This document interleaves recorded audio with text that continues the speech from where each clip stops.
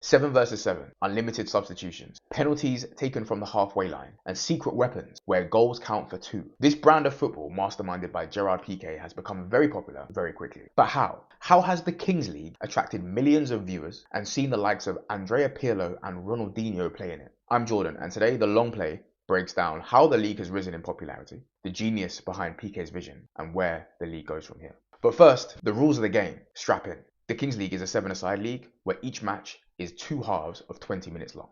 To kick off every single game, each team lines up on the goal line and the ball is dropped in the center circle. If the game ends even, it's decided on a penalty shootout. But penalties aren't ordinary. Each player takes the ball from the halfway line and tries to score a one-on-one with the goalkeeper. Before every single game, a secret weapon card is drawn by each club captain. These secret weapons are used in the match and can do something like make every goal count for 2, award a random penalty, even Gerard Piqué can play for your team. It's fun, it's frenetic, and it's hugely entertaining. Younger audiences love it. And with rules like this, you can see why quite quickly. But that's just on the pitch. Off the pitch, the entertainment turns up a notch even more. There are 12 teams in the Kings League, and each team plays each other once. There are 12 roster spots on each team, with the first 10 roster spots typically being semi-pro footballers from the local Catalan area. The 11th roster spot is a guest appearance who stays with the team for the whole season. This has sometimes been a celebrity or an ex-pro footballer. The 12th roster spot is another guest appearance and appears once when it's selected. The 12th roster spot has seen Andrea Pirlo play, Javier Saviola play, even Ronaldinho played. Javier Saviola, if you know, you know. Where things get really interesting is the ownership of the teams. Each team has a president, and this is where the beginning of Piqué's genius comes into effect. Iker Casillas owns a team, so does Sergio Aguero. A lot of other team owners are very famous content creators and streamers in the Spanish community. Ibai Llanos owns a team. He is one of the biggest Twitch streamers in the world, boasting 11 million YouTube subscribers and 10 million Instagram followers. Gerard Romero owns a team. He is a famous Spanish journalist turned Twitch sensation. He's very popular in Spain. So too is DJ Mario, ex-Bayer, Samantha Rivers. Gerard Piqué has aligned the Twitch community with the Kings League very closely. You see, the Kings League, when the season is on, is broadcast on Sundays. However, it is not on traditional TV and it is not behind a paywall. It is free to watch on YouTube, it's free to watch on TikTok, and it's free to watch on Twitch. To give you an idea of its popularity, in 2023, the Kings League was the 5th most watched Twitch channel in the world in its first year of existence. At its peak, 2.1 million people were watching the Kings League concurrently when Ronaldinho came on as a substitute in game week 3 of the winter split. It's massive and it's continuing to grow. With such an allegiance with popular content creators, the Kings League targets a much younger audience. Each game week is played at the Cupra Arena, which is an arena inside Barcelona, and it is sold out every single week from people of all ages, children, teenagers, parents, everyone. With such fun rules and so closely linked to content creators, the audience is a much younger audience than traditional football, and as such, it is a boom for sponsors. The Kings League makes money in 2 main ways. The first is with ticket sales, selling out the Cooper Arena every single week. Then, of course, sponsors are lining up in their droves to align themselves with the Kings League. Adidas, Mahou, Spotify, Simyo, Floki.com, Xiaomi, Shukran.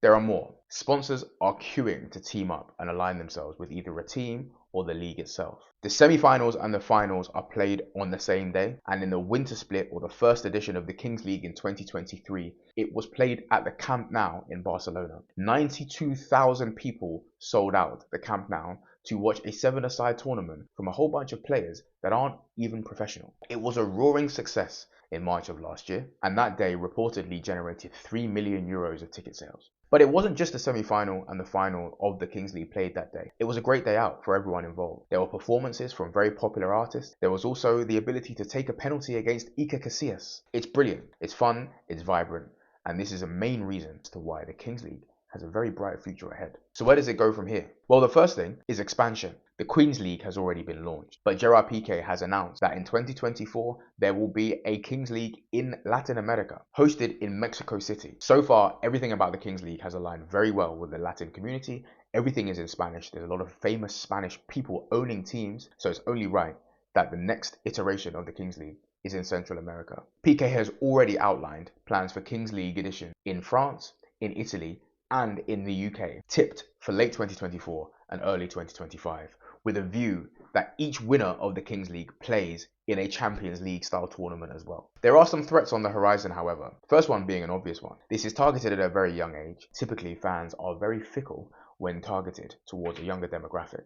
The Kings League does seem gimmicky at times, and even had La Liga president Javier Tebas publicly call the Kings League a circus, saying he did not expect it to be around in 6 months' time. Secondly, some of the players have expressed gripes at the pay in which they receive. Players in the Kings League receive €74 per match, which would pale in comparison to the sponsorship revenue being generated by the interest from the league. Going forward, Piqué has arranged for the wages to increase, which substantially increases the cost base of the organisation of the tournament, and has asked for the players to sign exclusivity contracts too. Navigating that may be an operational challenge for Piqué and his team. Finally, of course, the broadcasting. Typically, sports leagues receive a healthy amount of money from a broadcaster to show the rights on a particular channel. The Kings League has grown in popularity so much because it's largely on free-to-air TV. It's free to watch anywhere in the world. So can the sponsorship money received from all the companies aligned with the league outweigh the operational costs? That, I expect to be Gerard Piqué's biggest challenge as time goes on. The opportunities, however, are immense. Piqué has not released any revenue numbers, but did say that the Kings League was profitable in year one, which is fantastic to hear. Similarly, the growth opportunity is massive.